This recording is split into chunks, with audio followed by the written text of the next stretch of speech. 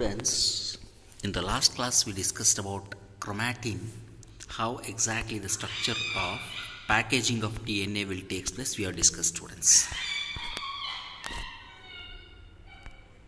So this is a diagram where it shows the DNA is wrapped around the histone protein. The histone molecules will be wrapped around, and then it is going to form a 30 nanometer tube and 11 nanometer, then 30 nanometer tube, and it will supercoils and form a chromatin fiber. That's how it will result in formation of chromosome. So DNA coils around the nucleosome will coil together and form a 11 nanometer to 30 nanometer supercoils. These supercoils further coil together and form a chromosome. So this is what about the packaging of DNA we have discussed in the last class, students. Now we will go to the next, what we call we studied about packaging. Here we will see the next concept, that is how exactly DNA has been proved as a genetic material.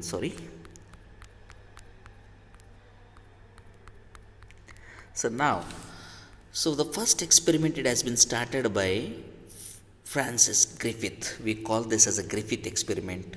This is the search for genetic material. So now we will come back. See, what we have started in this chapter, we have started with the structure of DNA and or the composition of a nucleic acid. What we will do here is, how do we come to know for the first time DNA itself is a genetic material? So how can we confirm that the DNA itself is a genetic material? For that, there are series of research and experiments has been conducted by many of the scientists to prove that DNA as the genetic material. So what is the genetic material? What components we are going to see? Now how we can prove itself as a genetic material? It has been started with the ants. This is Griffith's transformation experiment. We call it the Francis Griffith or Griffith transformation experiment. It is a very interesting experiment, students. You will enjoy how exactly he has identified transforming principle. He didn't explain the DNA as a genetic material. Okay, ಅವನು DNA genetic material ಇದೆ ಅಂತ prove ಮಾಡೋದಿಲ್ಲ, but transforming principal ಯಾವ ರೀತಿ organism change ಆಗ್ತದೆ ಅಂತ explain ಮಾಡಿದ್ದಾನೆ. Frederick Griffith used the mice and a Streptococcus pneumonia. So in his experiment, he has used 3 component, students. One mice, second one, these two of these are the same group species of bacteria, that is Streptococcus pneumonia anta. Is Streptococcus pneumonia ಏನು ಮಾಡಿದೆ, it will cause the pneumonial infection. ಈ Streptococcus pneumonia ಒಳಗಡೆ 2 ಥರದ strains ಇರ್ತವೆ. ಒಂದು S strain ಅಂತೀವಿ. S ಅಂದರೆ smooth strain. ಇದರ ಬೌಂಡ್ರಿ ಸ್ಮೂತ್ ಇದೆಯಲ್ಲ, it is going to produce a polysaccharide. So polysaccharide produce ಮಾಡೋದ್ರಿಂದ ಬ್ಯಾಕ್ಟೀರಿಯಾ ಬೌಂಡ್ರಿ ಸ್ಮೂತ್ ಇರುತ್ತೆ. So we call it as S strain. whereas another group of bacteria where they have the rough boundaries. ಈ ಥರ rough boundaries ಇರೋದ್ರಿಂದ we call them as the R strain. So what he has identified is, ಈ ಬ್ಯಾಕ್ಟೀರಿಯಾನ study ಮಾಡುವಾಗ ಬ್ಯಾಕ್ಟೀರಿಯಾದೊಳಗೆ 2 ಥರದ, ಒಂದು smooth strain, ಇನ್ನೊಂದು rough strain. ಈ 2 ಬ್ಯಾಕ್ಟೀರಿಯಾನ ಯೂಸ್ ಮಾಡ್ತಾನೆ. ಸ್ಮೂತ್ ಸ್ಟ್ರೇನ್ ಎದಕ್ಕೆ ಸ್ಮೂತ್ ಇದೆ ಅಂದರೆ, it is actually a polysaccharide present in its plasma membrane or cell wall. So ಇದ್ರ ಸೆಲ್ ವಾಲ್ ಅಥವಾ ಪ್ಲಾಸ್ಮಾ ಮೆಂಬ್ರೇನಲ್ಲಿ ಒಂದು ಪಾಲಿಸ್ಯಾಕರೈಡ್ ಕಾಂಪೋನೆಂಟ್ ಇರ್ತದೆ, student. It act as a toxin. ಈ ಸ್ಮೂತ್ ಸ್ಟ್ರೇನೇ ಪ್ಯಾಥೋಜೆನಿಕ್ ಆದ, ಇದರಿಂದನೇ ಡಿಸೀಸ್ ಬರ್ತಾ ಇರ್ತದೆ. So smooth strain is, we can say smooth strain is pathogenic. This is pathogenic. Pathogenic ಅಂದರೆ ಡಿಸೀಸ್ ಕಾಸಿಂಗ್, ಸ್ಟೂಡೆಂಟ್ಸ್. ಸೊ ಯಾವುದು ಸ್ಮೂತ್ ಇದೆ ಅದರಲ್ಲಿ ಪಾಲಿಸ್ಯಾಕರೈಡ್ ಇರೋದ್ರಿಂದ it will cause a disease. ಅದಕ್ಕೆ ಎಸ್ ಸ್ಟ್ರೇನ್ ಪ್ಯಾಥೋಜೆನಿಕ್ ಇರುತ್ತೆ. ಆರ್ ಸ್ಟ್ರೇನ್ ಅಂದರೆ rough strain. This rough strain what we call actually it as what it doesn't as a polysaccharide in it, and colonies or the bacterial colonies appears to be rough. So there are 2 strains. ಇವೆರಡೂ streptococcus ನ್ಯೂಮೋನಿಯಾದೊಳಗಡೆ ಇರ್ತಕ್ಕಂಥ 2 variety, same species as a 2 varieties of bacteria. One group is a smooth colony producing, another one is a rough colony producing. Smooth colony producing pathogenic ಇದೆ, ಮತ್ತು rough colony producing ಏನಿದೆ non-pathogenic.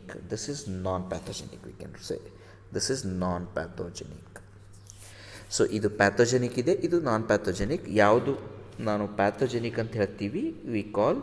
So this is what not it is going to cause a disease, this is not going to cause a disease. ಇವೆರಡನ್ನು ಮೈಸಲ್ಲಿ inject ಮಾಡ್ತಾನೆ. ಒಂದು experiment ಇದೆ. So first he will inject this and then he will eat kill and then he is going to inject R strain, then he is going to mix both of these together. Very interesting experiment, you will enjoy, students. So we will see.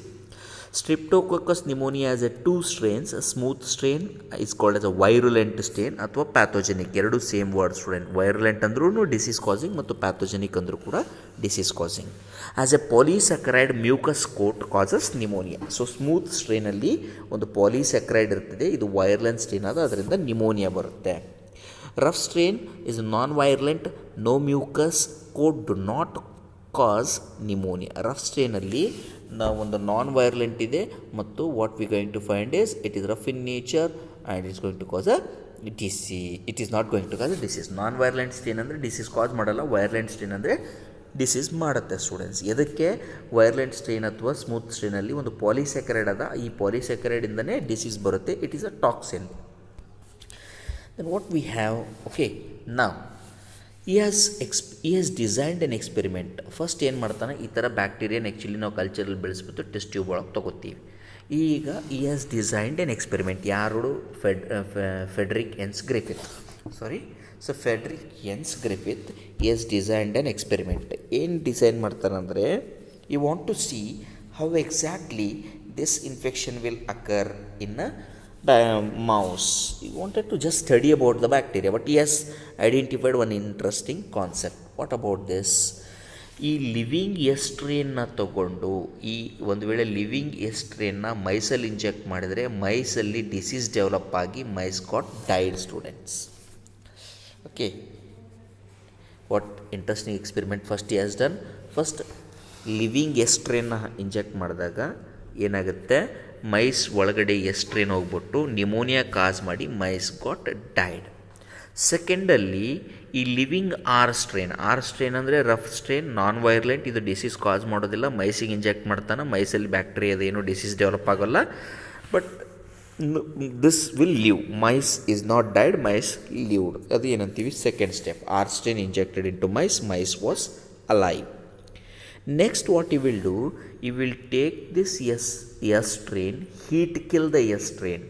So then such heat killed S strain is injected into mice and mice was, what happens to the mice here we will see.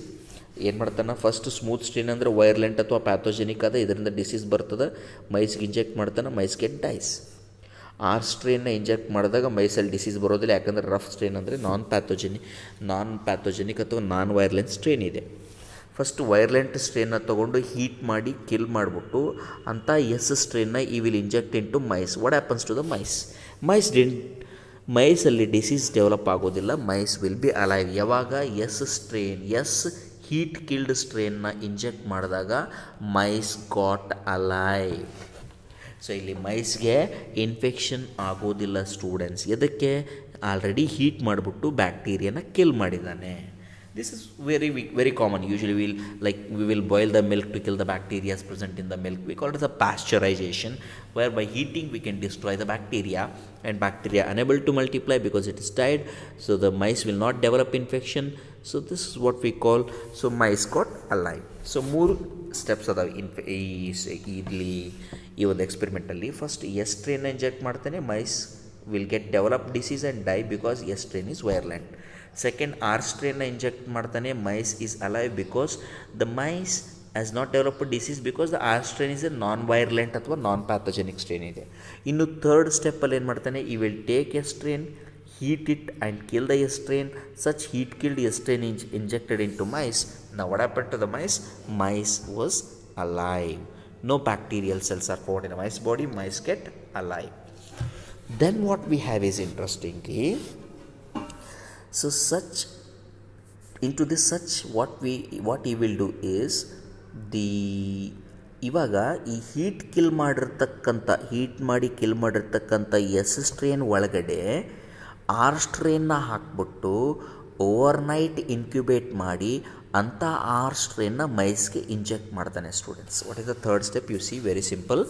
Heat kill ಮಾಡಿರ್ತಕ್ಕಂಥ S ಸ್ಟ್ರೇನ್ನ ಈ will mix with a live R cell, ಅಂದರೆ kill ಆಗಿರ್ತಕ್ಕಂಥ S cell, live R cell. ಇಲ್ಲಿ living ಇರೋದು ಯಾವುದು? R cell.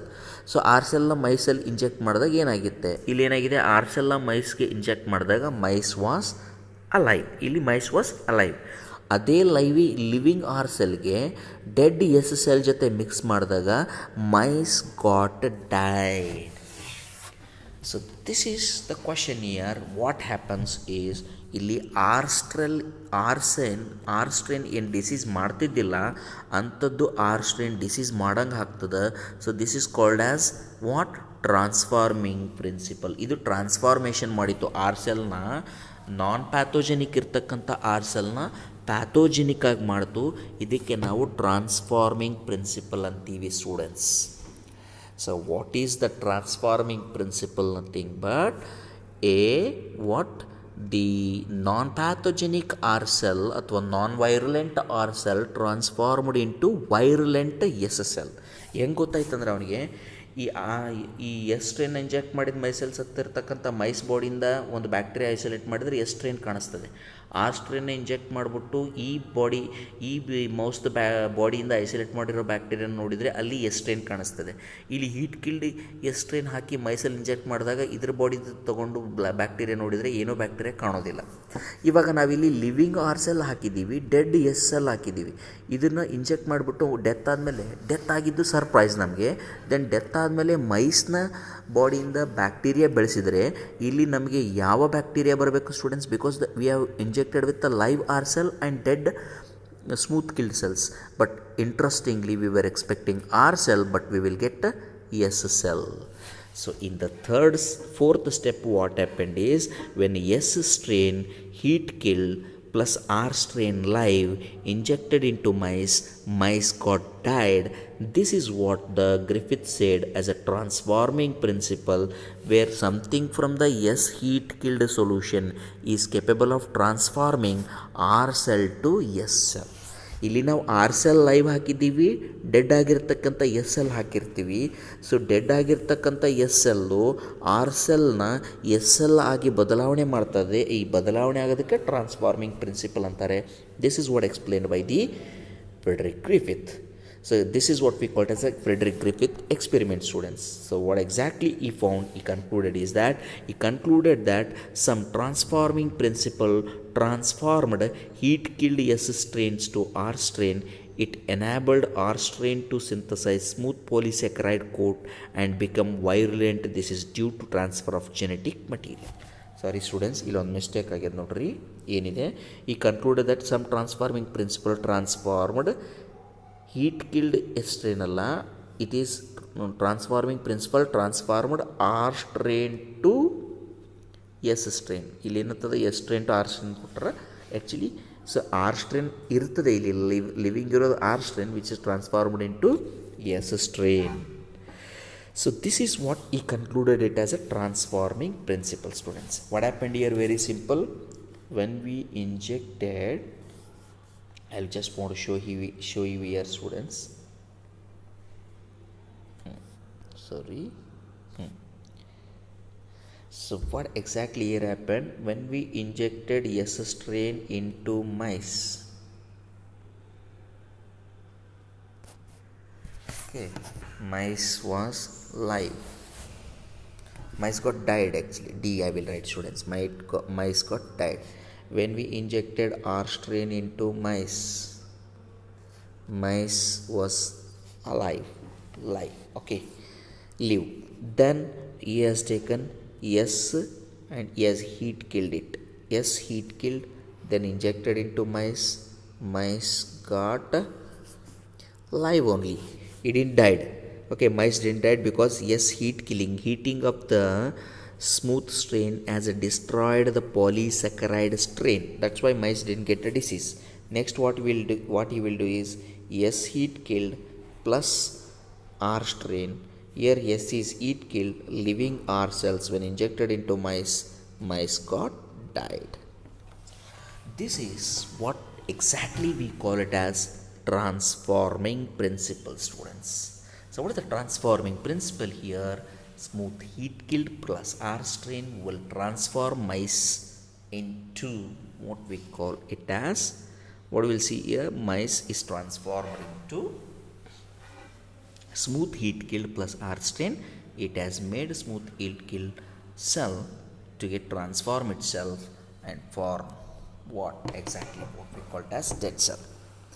So this is what here what we have found is ಇಲ್ಲಿ something from the smooth heat killed as transformed R cell into S cell. ಆಮೇಲೆ ಅವ್ನು ಏನು ಮಾಡ್ತಾನೆ, ಪ್ರತಿ ಸರ್ತಿ ಸ್ಮೂತ್ ಕಿಲ್ನ ಮೈಸ್ ಒಳಗೆ ಇಂಜೆಕ್ಟ್ ಮಾಡಿದ ಮೇಲೆ ಈ ಮೈಸ್ ಬಾಡಿ ಏನಿದೆ ಡೆಡ್ ಆಗಿರುತ್ತಲ್ಲ ಇದರಿಂದ ಯಾವ ಬ್ಯಾಕ್ಟೀರಿಯಾ ಬರ್ತದೆ ಅಂತ ನೋಡ್ತಾನೆ.